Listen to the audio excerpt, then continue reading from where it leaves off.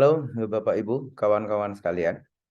Kita kembali berjumpa ya di dalam program bedah pasar.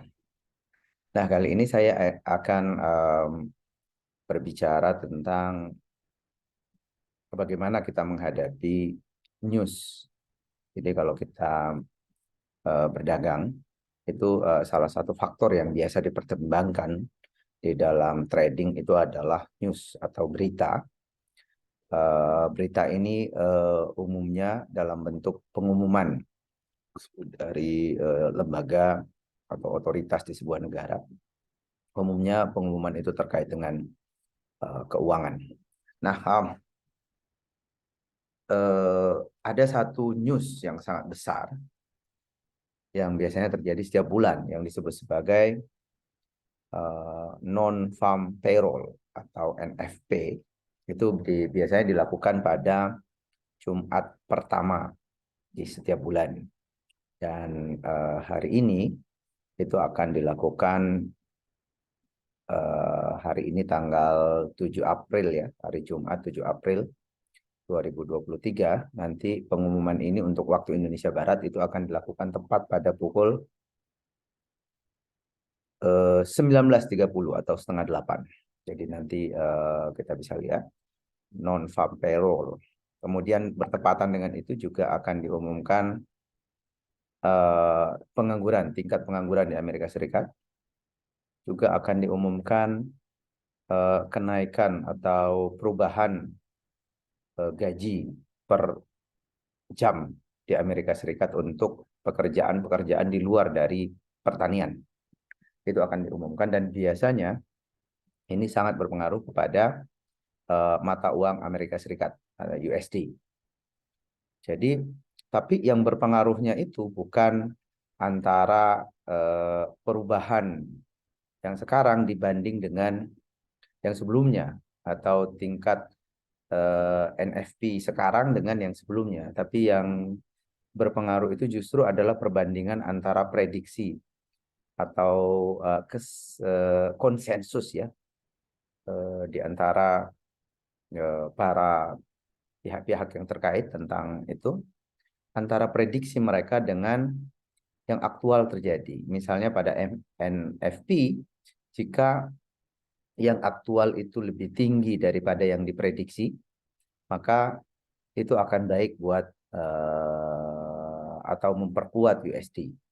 Tapi jika prediksinya itu lebih lemah, yang aktual itu lebih lemah dari yang diprediksikan, itu akan memperlemah USD. Oleh karena itu kalau dia memperkuat USD artinya pasangan USD, misalnya XAU USD, misalnya USD-nya menguat, itu artinya pasangannya turun. Itu memperlemah pasangannya. Jadi gold USD itu akan kalau USD-nya kuat itu akan memperlemah emas ya. Atau BTC kalau USD-nya kuat itu artinya BTC-nya bisa turun. Sebaliknya kalau dia lemah bisa naik.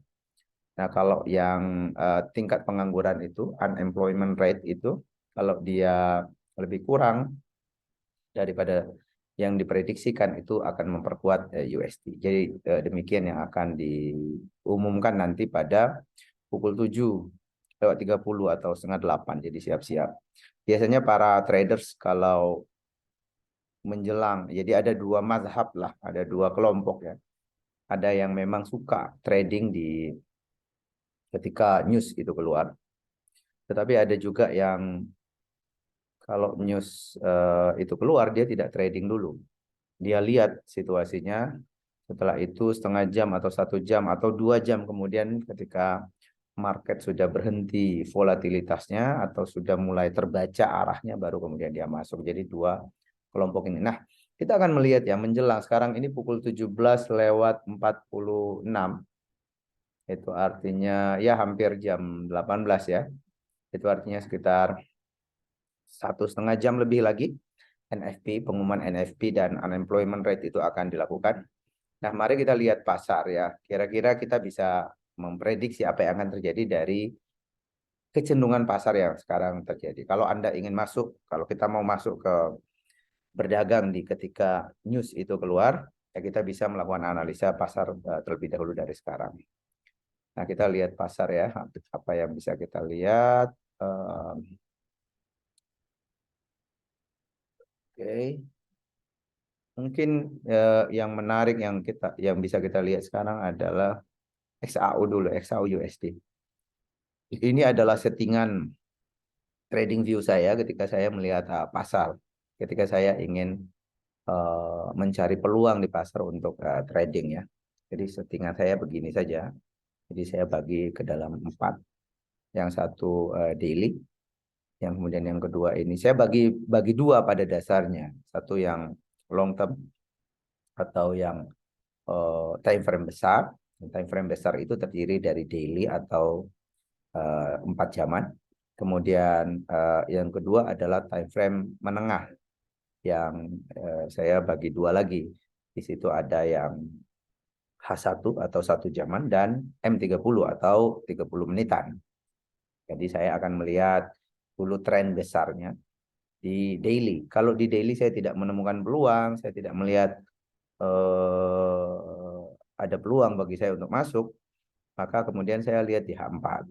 Jadi di antara 2 ini kalau ada yang mengkonfirmasi, misalnya metode trading saya adalah kalau Ichimoku ini terkonfirmasi semua, baru saya mencari peluang untuk masuk. Jadi saya lihat dulu di daily, kemudian saya masuk di H4 kalau di daily tidak ada. Kalau salah satu di antara ini ada, kemudian saya turun ke eh, time frame menengah H1 atau M30 untuk mengkonfirmasi apa yang terjadi di sini. Tapi di luar daripada itu kita bisa juga menganalisa pasar tanpa melihat ini secara keseluruhan ya. Misalnya kalau berdasarkan Ichimoku, sorry, mana tadi? Kita masuk ke XAU. Oke. Kalau berdasarkan Ichimoku kita lihat di sini di time frame daily, kita lihat saja di time frame daily. Ini sebenarnya secara umum harga XAU USD ini berada di dalam trend bullish sebetulnya. Alasannya adalah kalau berdasarkan Ichimoku kita lihat di sini harga di atas Kumo atau di atas cloud. Kemudian harga juga di atas Tenkan-sen dan Kijun-sen. Chico Span itu juga berada di atas candle. Itu artinya secara umum XAU ini sedang menuju ke atas.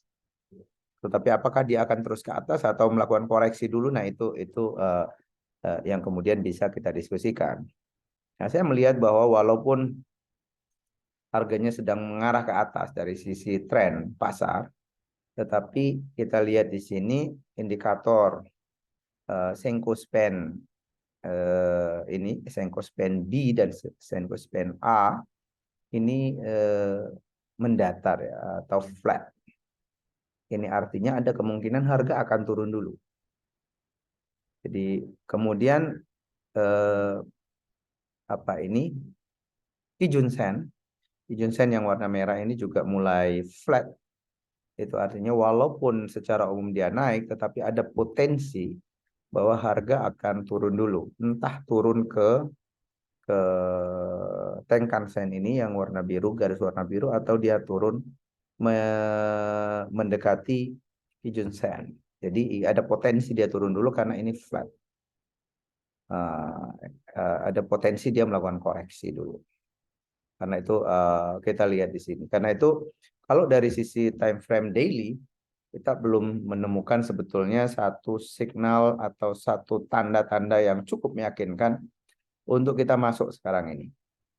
Kenapa? Karena walaupun trennya naik secara umum, tetapi ada potensi dia akan melakukan koreksi dulu. Kemudian tanda-tanda yang lain bahwa ini bisa mungkin melakukan koreksi adalah ini. Kemarin itu muncul apa yang disebut sebagai apa ini namanya candle ini, candle kurus kering dan saya lupa nama candle ini. ya inilah candle ini menunjukkan ada keseimbangan pasar di sini ya. Sehingga biasanya ini dipakai atau dikatakan sebagai candle di mana harga itu istirahat dulu. Istirahat ini kalau dia istirahat begini, dia ada dua potensi. Dia bisa, kalau candle ini ditembus, dia bisa ke atas. Tapi kalau dia juga bisa ditembus ke bawah. Kalau dia ditembus ke bawah, candle tutup di bawah. Candle sekarang tutup di bawah candle yang ini, ujungnya, itu dia ada potensi untuk ke bawah. Karena itu secara umum kita tidak bisa memprediksi sebetulnya apa yang akan terjadi pada XAU ini. Jadi kemungkinan ya nanti malam pada jam 7.30 ini bisa cukup berbahaya untuk kita masuk karena dia ada potensi naik, tetapi juga besar kemungkinan untuk koreksi ke bawah. Kalau kita lihat di H4, ya ini kita lihat jadi setelah apa namanya setelah resisten ini ditembus dengan candle yang sangat besar, kemudian ternyata harga tidak melanjutkan ke atas tetapi pelan-pelan menuju ke bawah. Kenapa dia menuju ke bawah? Karena Kijun Sen yang ini flat. Jadi biasanya kalau Kijun Sen flat itu harga akan turun dulu ke bawah. Kijun Sen ini nanti berfungsi sebagai support. Jadi setelah sampai ke Kijun Sen, mungkin harga akan akan melakukan reaksi di situ. Jadi dia karena dia berfungsi sebagai support, dia bisa menahan harga, bisa memantulkan harga ke atas. Tetapi kalau kekuatan bearishnya, kekuatan sellersnya itu dominan, ya kalau ini ditembus maka dia akan ke bawah gitu. Apalagi kalau kita lihat kumonya di sini sangat tipis. Jadi kalau kumo tipis itu ada kemungkinan untuk ditembus lebih mudah dibanding misalnya kalau kumonya tebal. Jadi kira-kira itu yang kita bisa lihat ya dari XAU menjelang pengumuman NFP, non-farm payroll. Kita juga bisa lihat pair yang lain, BTC ya. Oke, kita masuk ke BTC.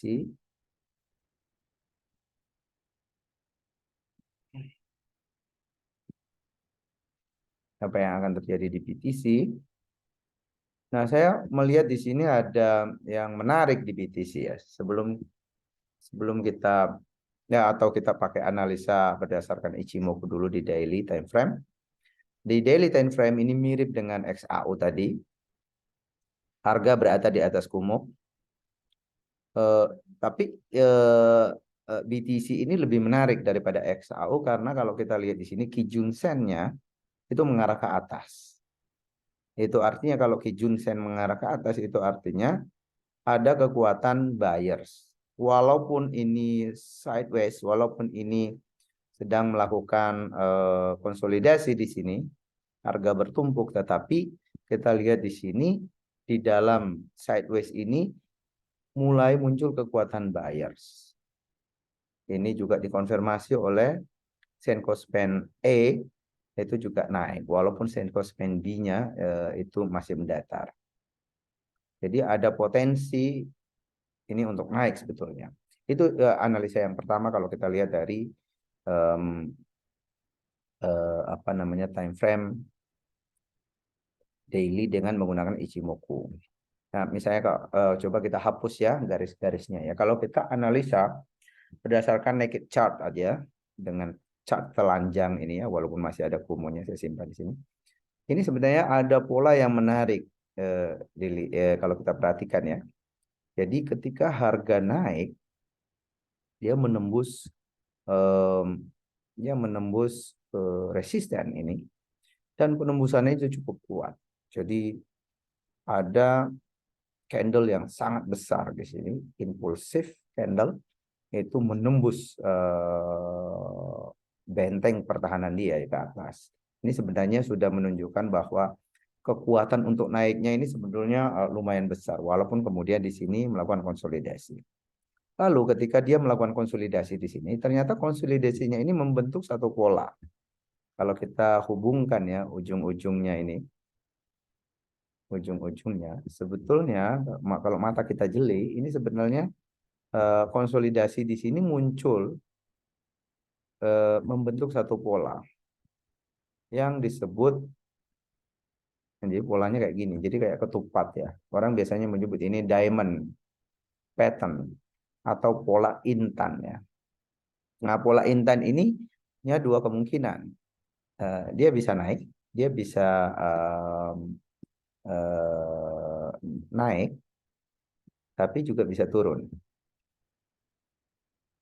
Tapi juga bisa turun. Nah, naik dan turunnya ini bagaimana menentukannya? Kita harus nunggu. Kalau si garis ini ditembus dan harga tutup di atasnya, maka itu ada potensi bahwa dia benar-benar akan naik. Jadi sebenarnya batas konfirmasinya ini yang paling valid. Ya, batas konfirmasi puncaknya ini kalau dia ditembus, maka kita bisa mengatakan bahwa kekuatan naiknya itu kuat. Kekuatan naiknya kuat. Dan kalau itu tembus, eh, menurut Thomas Bulkowski yang nulis soal chart chart chart pattern itu kalau dia tembus ini maka dia kemungkinan naiknya itu sekitar 65%.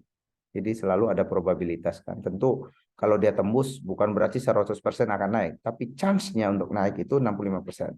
Kalau tembus ke bawah, kemungkinan turunnya misalnya sampai level tertentu di sini itu 63%. Jadi kekuatan naik itu lebih besar daripada ke bawah sebenarnya.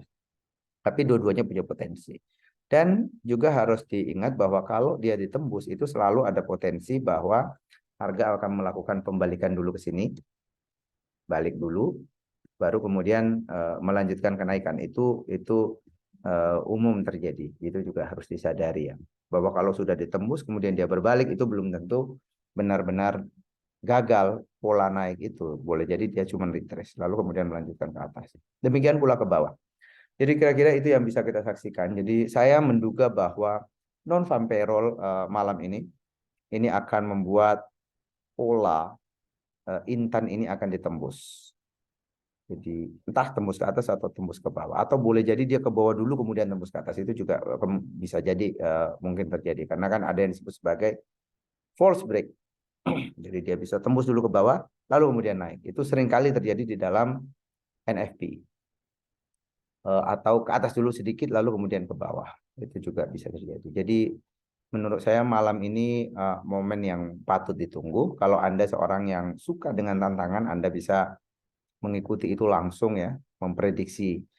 Kalau mau memprediksi menurut saya sih ke atasnya lebih dominan daripada ke bawah. Tetapi ya sama-sama punya chance. Tapi kalau Anda mau main aman, seperti yang akan saya lakukan, itu saya akan menunggu.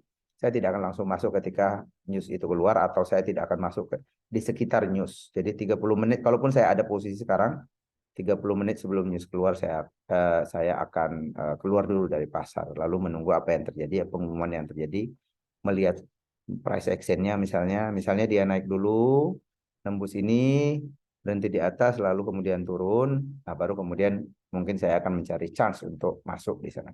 Saya tidak akan langsung masuk ketika news itu keluar. Saya kira demikian, teman-teman sekalian, ini yang bisa saya sampaikan. Kita akan ketemu lagi besok. Oh, saya mohon maaf kemarin saya tidak bisa upload satu video. Ya, saya kurang sehat kemarin, jadi baru hari ini. Jangan lupa subscribe kanal YouTube ini supaya kita lebih bersemangat ya untuk hadir tiap hari bersama teman-teman. Terima kasih. Salam. Selamat berdagang, dan kalau Anda mengambil satu keputusan untuk masuk ke pasar, itu sepenuhnya keputusan Anda. Anda sendiri yang harus membuat analisa secara tepat, mengatur resiko, di mana harus memasang stop loss, di mana targetnya dan seterusnya. Itu sepenuhnya keputusan Anda. Apa yang saya sampaikan di sini hanya sebagai analisa saya sebagai seorang pelaku trading di pasar. Terima kasih. Sampai jumpa kembali.